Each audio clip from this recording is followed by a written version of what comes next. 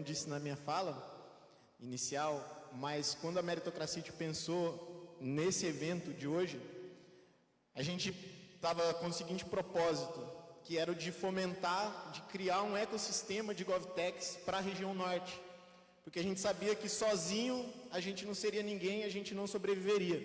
Então, essa é a semente que a gente quer plantar, a gente quer que surjam novas GovTechs e que novas GovTechs cresçam e prosperem, e o que empreendedores e quem estiver disposto a investir nesse campo, precisar do apoio, da ajuda da Meritocracia, pode contar conosco. A ideia do evento foi principalmente essa.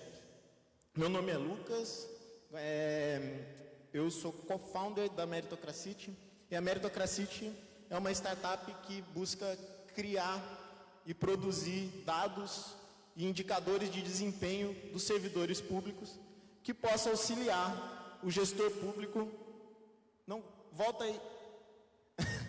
possa auxiliar o gestor público na tomada de decisão, para melhorar a qualidade do serviço público. E quem não quer um serviço público de qualidade? Todos nós queremos. Então, esse é o principal propósito da Meritocracia, melhorar a qualidade dos serviços públicos. Agora, existe muita polêmica em torno do tema meritocracia, mas poucas pessoas se perguntam a origem desse termo. Tem gente que ama a meritocracia, tem gente que odeia a meritocracia.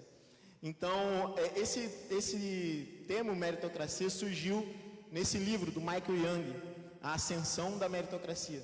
E o Michael Young escreveu esse livro como uma crítica social, com uma conotação extremamente pejorativa ao termo meritocracia. Ele estava fazendo uma crítica à sociedade inglesa da época e observando que a meritocracia podia fomentar grandes distorções sociais, em que uma classe social poderia se engessar ali e passar a usar a meritocracia com muito subjetivismo. Então era uma crítica, e isso se perpetuou, e até entre o meio da sociologia, às vezes existe ainda essa conotação pejorativa da meritocracia, como se fosse um instrumento de reprodução de desigualdades. Bom, acontece que hoje a gente está vivendo numa sociedade de dados, e isso mudou completamente o sentido da meritocracia. Porque quando você tem dados, você para de falar da subjetividade. Você pode individualizar a capacidade daquele sujeito e exigir dele um grau de melhoria.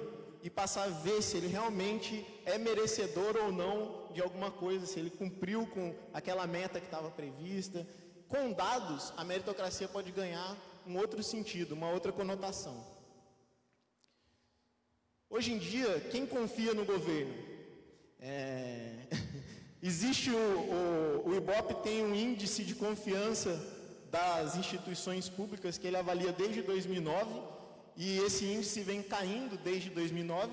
Em 2018 esse índice atingiu o nível mais baixo. As eleições de 2018, a gente teve o maior índice de abstenções no primeiro e no segundo turno desde 1989. Então, existe um problema crítico de confiança nas instituições e no setor público. Não está funcionando aqui, tem que comunicar lá. Segundo o especialista Carlos Ari Sanfeld, em um artigo recente para a Folha de São Paulo, ele diz que uma das maneiras de reaproximar o governo da população, criar essa conectividade entre governo e cidadão, seria permitir que os cidadãos avaliassem o serviço público como Uber, como Airbnb, como iFood. Vai lá e avalia, coloca sua nota e diz que isso teria um grande impacto para reaproximar a população do serviço público e permitir a participação popular, aumentando a confiança das pessoas nas instituições. O serviço público está presente nas nossas vidas, e muitas vezes nós nos esquecemos que por trás dele existem pessoas.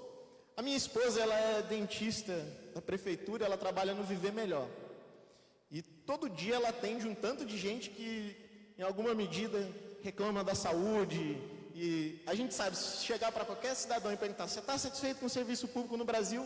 A primeira resposta dele vai ser não. Mas esses cidadãos que vão lá todo dia ser atendidos pela minha esposa, adoram o serviço dela. E dizem, nossa, você é uma dentista ótima. Então, quando a gente muda a perspectiva e coloca a perspectiva na pessoa, a gente vê um outro serviço público, porque tem um tanto de gente boa fazendo serviços incríveis dentro do setor público. Nessa trajetória da meritocracia, desde dezembro até agora, a gente conheceu servidores públicos que são inspiradores, fazem a gente querer cada vez mais levar esse projeto adiante. Aqui hoje tem muitos servidores que são servidores comprometidos, que tiraram um sábado para vir assistir uma palestra sobre governo e tecnologia. Então, quer prova maior do que existem bons servidores dentro do setor público e que precisam ser valorizados? No total, no Brasil, a gente tem 11 milhões de servidores públicos. É um estudo recente do IPEA, chama Atlas do Estado, é o estudo mais recente, e foi um estudo dificílimo de ser construído pela diversidade de bases de dados que precisa reunir para construir uma estatística a respeito do serviço público. Isso é um grande problema também. A meritocracia vai permitir integrar todos os dados de todos esses 11 milhões de servidores. Mas para muita gente, esses 11 milhões de servidores é um problema.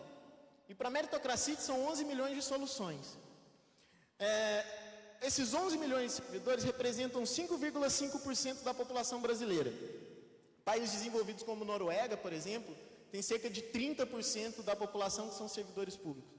Então, não necessariamente importa se temos muito ou poucos servidores. O que importa é que esses servidores sejam eficientes, façam o seu trabalho e gerem resultado para a população. E é isso que nós estamos buscando. Como muita gente vê essa quantidade de servidores como um inchaço do Estado e um grande problema, tem se trabalhado em duas alternativas para esse problema. Demitir os servidores, vamos dar um pé na bunda dessa galera aqui que não está fazendo nada, ou digitalizar. E aí existe o portal de serviços do governo federal, quem não conhece, são mais de 3.200 serviços já digitalizados. Acontece que a gente não pode digitalizar todos os serviços. Como é que a gente digitaliza um professor? Como é que a gente digitaliza um policial? Como é que a gente digitaliza um médico? A gente não consegue digitalizar todos os serviços e a gente também tem algumas barreiras aí para se demitir os servidores. Então, que outra alternativa que a gente pode buscar? Por que não criar um sistema em que esses servidores possam ser compreendidos e possam dar o melhor de si e possam ter metas e objetivos, possam ser recompensados pelo seu mérito, possam ver alguma vantagem em trabalhar mais e melhor. Porque hoje não é isso que eles estão vendo, isso não está no horizonte deles. O servidor vai passar 10 anos no serviço público e às vezes ninguém vai lembrar nem o nome dele, não vai saber nem que ele passou por ali. Então, talvez a gente começar a analisar esse cidadão, esse servidor mais de forma individualizada e com dados, com parâmetros que mostrem a performance dele, possa ter um grande reflexo na qualidade dos serviços públicos. E aí o Elon Musk, na experiência dele na Tesla, comprovou isso. A gente está superestimando a automação e subestimando os seres humanos. Ele automatizou praticamente 99% da linha de produção da Tesla de veículos. A meta dele era no ano de 2017 produzir 5 mil veículos Tesla e as máquinas não conseguiram. E ele ficou com aquela pulga atrás da orelha. Por quê? Eu botei tudo aqui, eu programei tudo. As máquinas não sabem lidar com o imprevisível. E o ser humano evoluiu para lidar com o imprevisível. Então esse é um grande diferencial de nós, seres humanos, que a máquina dificilmente vai conseguir alcançar. Então, não dá para a gente automatizar tudo, não dá para transformar tudo em inteligência artificial. A gente ainda precisa do ser humano. E aí, como o colega da AB Startups já falou, aquilo que não pode ser medido, aquilo que pode ser medido pode ser melhorado.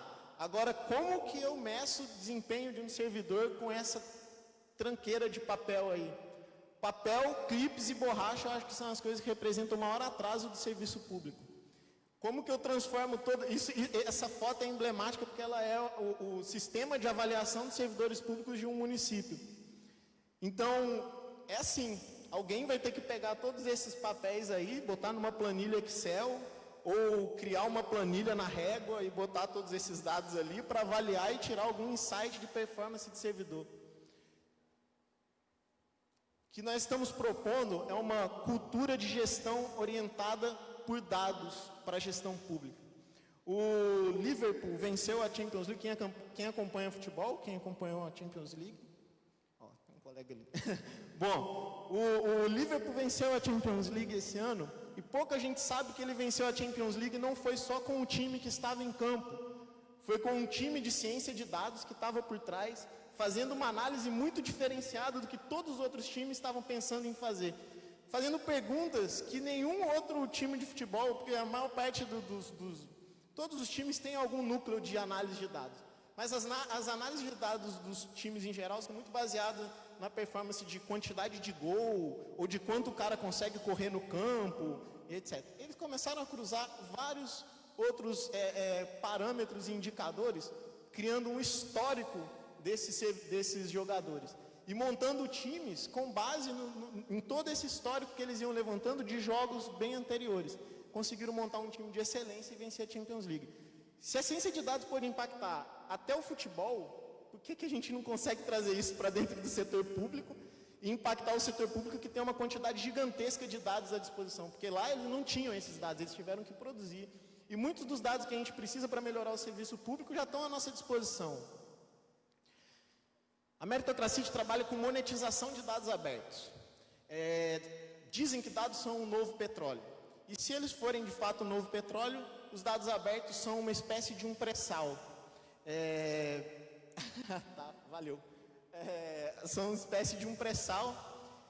Mas eu não gosto muito dessa comparação entre dado e petróleo. Por que eu não gosto? Porque petróleo e dado têm algumas semelhanças. Eles precisam ser extraídos, tratados, eles podem... têm um valor agregado muito grande, mas as semelhanças acabam por aí. Petróleo é um recurso natural e esgotável, e dados são recursos humanos e acumuláveis. Com petróleo você produz só produtos, e com dados você produz conhecimentos.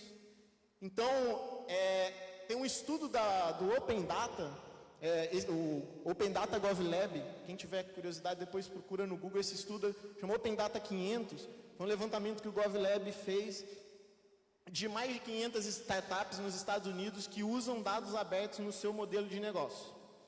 E com base nesses estudos eles chegaram à conclusão que os dados abertos podem agregar no PIB mundial o equivalente a 1 trilhão por ano.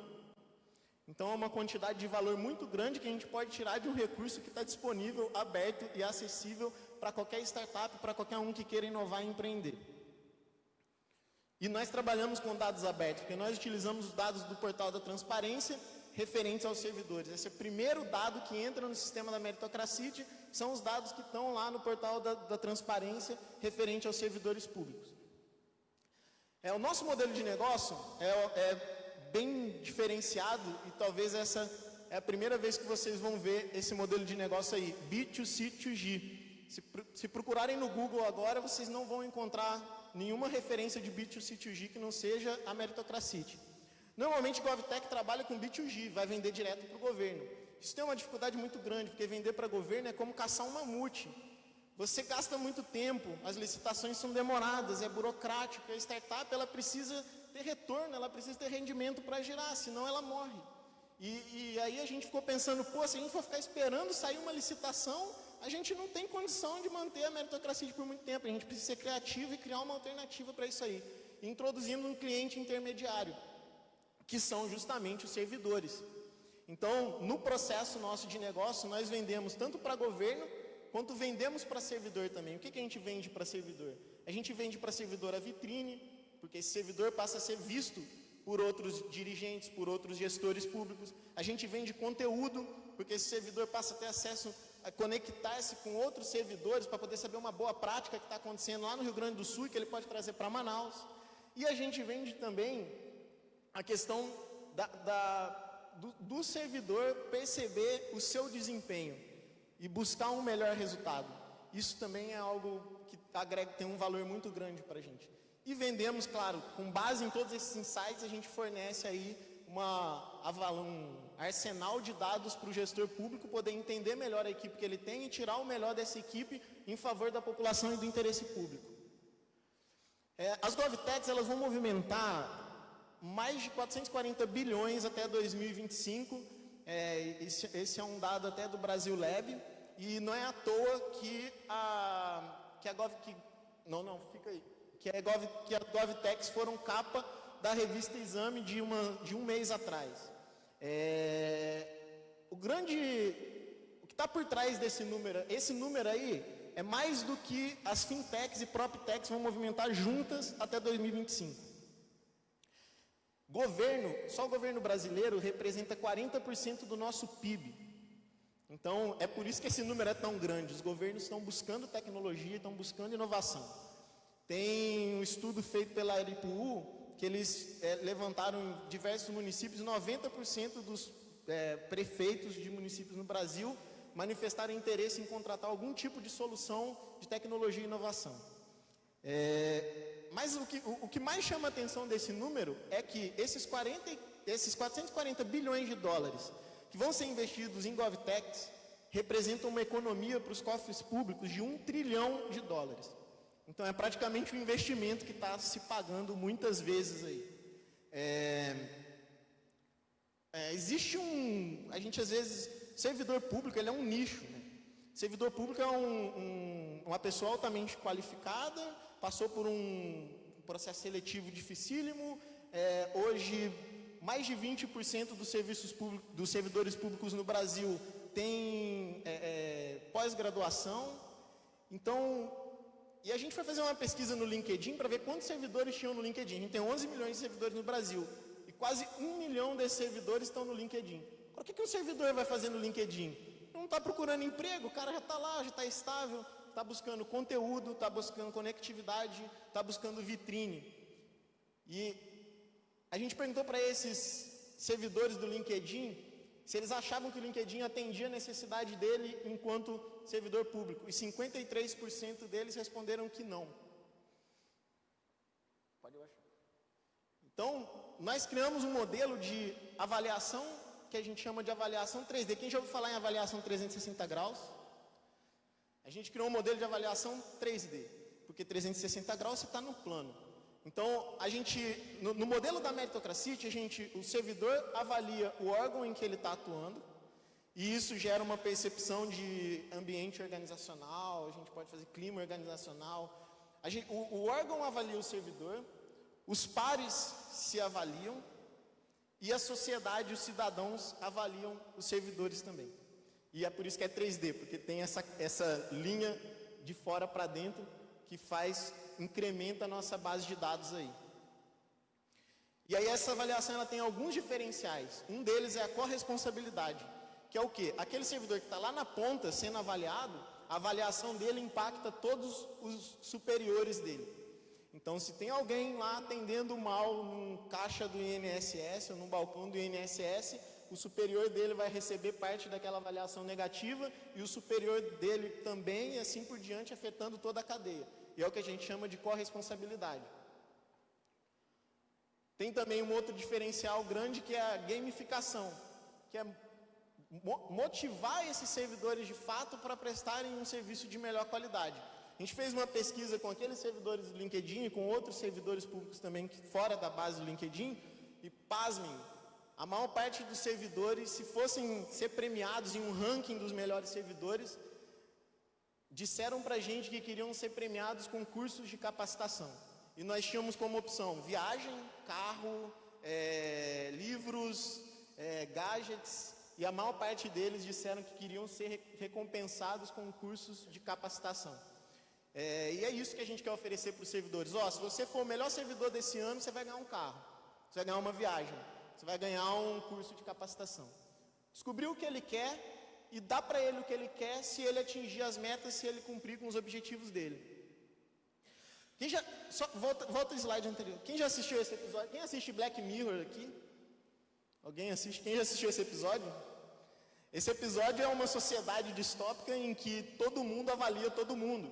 E aí as pessoas têm uma pontuação lá, então a sociedade toda vira um grande game. Embora isso possa parecer uma ficção, né, uma ficção científica que é Black Mirror, isso está previsto para acontecer de fato no mundo, pode baixar? A partir de 2021. A China tem um projeto para 2021 de criar um ranking para monitorar bons e maus servidores. A nossa proposta enquanto meritocracia é o contrário. A gente quer dar para os cidadãos o poder de avaliar o Estado, e não o Estado avaliando os cidadãos. E aí, Eu queria fazer uma experiência aqui com vocês agora. Esse é o site do nosso protótipo. E como nós avaliamos, nós também queremos ser avaliados. Então, se todo mundo puder pegar seu celular agora e acessar a bit.ly/app-meritocracy e digitarem lá no campo Meritocracy, procurem por nós no nosso próprio sistema. Quero que vocês procurem a gente dentro do nosso próprio sistema. E dá uma avaliação aí pra gente, por favor. Tomara que esteja funcionando. Tá funcionando? Aí podem dar uma avaliação aí pra gente. A gente agradece. Tá fora? Vixe Maria, agora. Deu ruim. Tá ok? Tá ok aqui, ó. Tem gente conseguindo aqui, ó. É bit.ly/app-meritocracy. Não foi? Deu? Quem conseguiu? Levanta a mão. Beleza. Na hora de pesquisar, pesquisa Meritocracy. Tá dando erro? Poxa, então... Tá, desculpa. Isso é um protótipo, é um MVP, podia dar erro mesmo. A gente tem vários erros ao longo do nosso percurso aí. A gente teve que pivotar bastante. Deu ok? Deu legal? Opa! Aí! Valeu, ok? Show! Valeu, galera. Era só uma experiência mesmo, porque a gente quer constantemente estar sendo avaliado. A gente desenvolveu esse protótipo usando ferramentas aí de design thinking, lá com parceria com o gabinete do deputado Péricles. Essa foto aí foi uma experiência nossa lá, prática de desenvolvimento aí da nossa solução. Obrigado aí, pessoal. E o nosso time, o nosso time é composto por mim, que sou servidor público, 6 anos, sou formado bacharel em Direito, tenho especialização em Ciência de Dados e estou atuando como Growth Hacking dentro da Meritocracy. O nosso cientista de dados, o Alessandri, tem experiência de mais de 10 anos em Ciência da Computação, é cientista de dados e especialista em Ciência de Dados também. E o nosso CEO, João Vita, por favor, João, levanta aí, cara.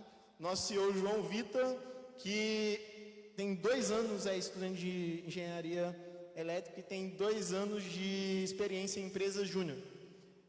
E, por fim, nosso slogan, que não existe qualidade do serviço público sem servidores públicos de qualidade. Muito obrigado.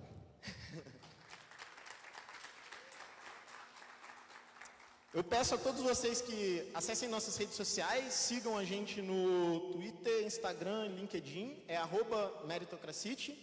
E nós estamos também com uma campanha, volta lá naquele slide lá, a gente está também com uma campanha de crowdfunding.